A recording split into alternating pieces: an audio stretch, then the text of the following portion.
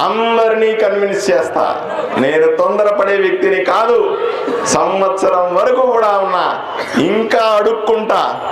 మీకోసం, మీ బాగు కోసం అందరినీ అడుక్కుంటా, గడ్డాలు పట్టుకుంటా, అవసరమైతే కాళ్ళు కూడా పట్టుకుంటా.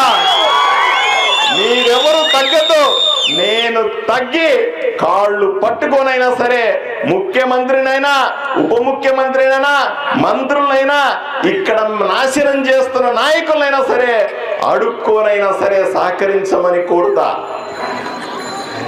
సహకరించని పరిస్థితి వస్తే నేను ఆదోని నడిబొడ్డున ఆమరణ నిరాహార దీక్ష కూర్చుంటా.